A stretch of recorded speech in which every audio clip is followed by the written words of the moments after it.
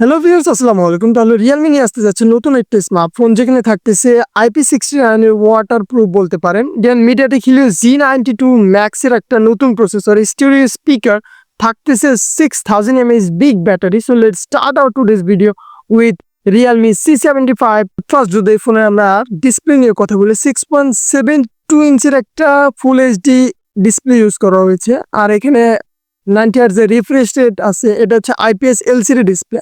বর্তমান সময় অনুযায়ী এই ডিসপ্লেটা আসলে ভ্যালু ফর মানি আমার মনে হয় না, কারণ এখন 14,000 টাকা বাজেটের ভিতরে AMOLED ডিসপ্লে ইউজ করে। বাট যদি এই ফোনের যদি আমরা এই রিফ্রেশের কথা বলি, 90 হার্টজ এর রিফ্রেশ রেট থাকছে, তো সেদিক থেকে বিবেচনা করলে এই ফোনটা পিছিয়ে থাকবে। দেন এখানে 690 পিক ব্রাইটনেস, যেটা ডেইলি লাইফে চলে যেতে পারে, কোনো প্রবলেম হবে না। বাট যদি আমরা চিন বেজেলের কথা বলি, তুলনামূলক চিন বেজেল মোটা, যেটা আসলে দেখতে একটু খারাপ লাগে। বর্তমান 2025 সময়ে আসার সময় এটা আসলে দেখতে ভালো লাগবে না।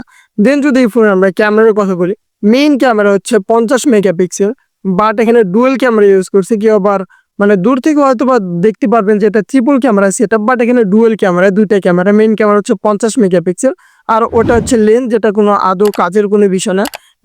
দেন যদি আমরা সেলফি ক্যামেরার কথা বলি, 8 মেগাপিক্সেল সেলফি ক্যামেরা ইউজ করছে, যেখানে 1080p আপনারা 60 fps এর ভিডিও করার সুযোগ পেয়ে যাবেন। সো ওভারঅল বলতে গেলে এই ফোনটার ক্যামেরার দিক থেকে অলওয়েজ পিছিয়ে থাকবে। দেন যদি আমি এর ডিসপ্লের কথা বলি, ডিসপ্লের দিক থেকে এই ফোনটা পিছিয়ে থাকবে। এই ফোনটার যে বিষয়টি বেশি হাইলাইট করা হয়েছে তার হচ্ছে ইম্পর্টেন্ট জিনিস হচ্ছে প্রসেসর। রিয়েলমি এই প্রসেসরকে একটু বেশি হাইলাইট করতেছে, কেন আমি জানি না। এখানে মিডিয়াটেক হিলিও G92 ম্যাক্স নতুন একটা প্রসেসর, যেটা আপনি বলতে পারেন মিডিয়াটেক হিলিও G91 প্রসেসর। এটা বোথ সিমিলার বলতে পারেন। এখানে সংখ্যার খেলা হইতেছে কাস্টমারের মাথা ব্রেন লস করার জন্য।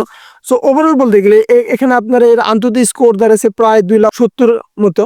সো ওভারঅল বলতে গেলে এখানে একটা অ্যাজ ইউজুয়াল পারফরমেন্স পাবেন, আহামরি স্ট্রিম লেভেলে যে পাবেন এমন না। বাট ফ্রি ফায়ার স্মুথলি খেলতে পারলেও পাবজি হয়তো বা আপনি একটু ল্যাগ প্যাক ফ্রেম রেট পাইতে পারেন, কারণ এখানে আন্তর্জাতিক স্কোর 2,70,000 দাঁড়াচ্ছে, বুঝতে পারতেছেন। দেন যদি এই ফোনে আমরা ব্যাটারির কথা বলি, এটা একটু ভালো বিষয়। 6000 mAh এর ব্যাটারি, যারা আসলে ফোনটা হেভি ভারীভাবে ইউজ করেন, মানে লং টাইম ফোন ইউজ করে, তাদের জন্য ব্যাটারি ইম্পর্টেন্ট রোল প্লে করে। সো এখানে 6000 mAh এর ব্যাটারি ইউজ করাতে আপনারা ইজিলি একদিন আরামসে কাটাতে পারবেন। দেন এখানে 45 ওয়াটের চার্জার ইউজ করাতে আপনারা ফোনটা বুঝতে পারতেছেন ফাস্ট চার্জিং সাপোর্ট পেয়ে যাবে।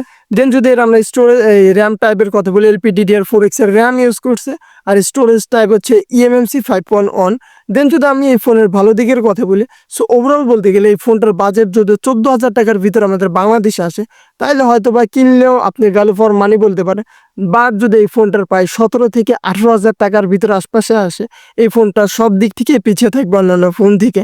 কারণ 14,000 টাকা বাজেটের ভিতরে আনঅফিসিয়ালি অনেক অনেক ভালো ফোন পাওয়া যায়, যেটা ভ্যালু ফর মানি আপনিও জানেন আমিও জানি।